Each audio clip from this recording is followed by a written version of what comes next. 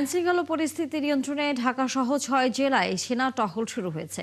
কার্যক্রম নিষিদ্ধ আওয়ামী লীগের প্রতিষ্ঠাবার্ষিকীকে কেন্দ্র করে নাশকতা হতে পারে এমন আশঙ্কায় সোমবার সন্ধ্যা ৬টা থেকে ৬ জেলায় সেনা মোতায়েন করেছে সরকার।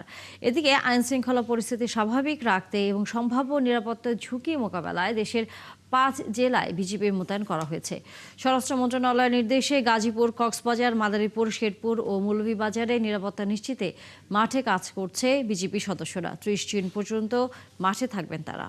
দর্শক, কার্যক্রম নিষিদ্ধ আওয়ামী লীগের প্রতিষ্ঠাবার্ষিকীতে নাশকতা ঠেকাতে সারা দেশে ঢাকাসহ আইনশৃঙ্খলা পরিস্থিতি নিয়ন্ত্রণে রাখতে আমরা জানি যে পুলিশের পাশাপাশি সেনাবাহিনী এবং বিজিপিও মোতায়েন করেছে সরকার।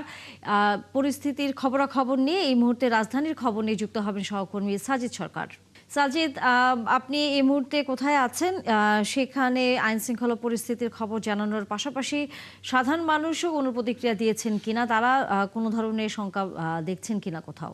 তানিয়া, এই মুহূর্তে আমরা রয়েছি ধানমন্ডি ৩২ নম্বর, যে ৩২ নম্বরটি ২০২৪ সালের আগেও এতটাই সরব ছিল, ঠিক আছে, কিন্তু পুরোটাই আমরা নীরব এলাকা হিসেবে দেখছি। তবে আওয়ামী লীগের যে আয়োজন ছিল, যে আওয়াজ ছিল, সেটা কিন্তু আসলে একেবারে সামাজিক যোগাযোগ মাধ্যমে তাদের যে তৎপরতা, সেই তৎপরতার ভিত্তিতে, অর্থাৎ শঙ্কা ছিল যে কোনো ধরনের বিশৃঙ্খলা বা নাশকতা করবে, সেই গোয়েন্দা তৎপরতার ভিত্তিতেই কিন্তু ধানমন্ডি ৩২ এবং ধানমন্ডি ৩-এর যেটা আওয়ামী লীগের রাজনৈতিক কার্যালয় ছিল, সেই কার্যালয় থেকে শুরু করে গুলিস্তান, বঙ্গবন্ধু অ্যাভিনিউ, এই সমস্ত এলাকাগুলোতে কিন্তু আইনশৃঙ্খলা বাহিনীর যে তৎপরতা, সেটি কিন্তু আসলে অনেকটাই চোখে পড়ার মতো। তবে এখন পর্যন্ত রাজধানীর কোথাও মিছিল বা কোনো ধরনের বিক্ষোভ আওয়ামী লীগের পক্ষ থেকে তারা আসলে দেখাতে পারেনি, করতে পারেনি। তবে বিচ্ছিন্নভাবে কিছু কিছু জায়গা থেকে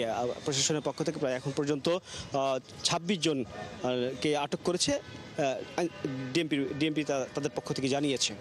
তবে এই যে পরিবেশ, সেই পরিবেশ কিন্তু আমরা যে ৩২-এ দেখছি একই রকম পরিবেশ রাজধানীর প্রত্যেকটি জায়গায়, এবং এই সাধারণ মানুষের যে অবস্থা, অর্থাৎ যান চলাচল অনেকটাই স্বাভাবিক, তাদের কারোর মাঝেই কোনো আতঙ্ক নেই। এবং সকাল থেকে রাজধানীর বিভিন্ন পয়েন্টগুলোতে আইনশৃঙ্খলা বাহিনীর পক্ষ থেকে টহল ছিল এবং বিজিবি পক্ষ থেকে টহল, এবং সেনাবাহিনী কিন্তু প্রস্তুত আছে, যদি কোনো ধরনের নাশকতা হয় তারা কিন্তু আসলে প্রস্তুত রয়েছে সেটি মোকাবেলা করার জন্য।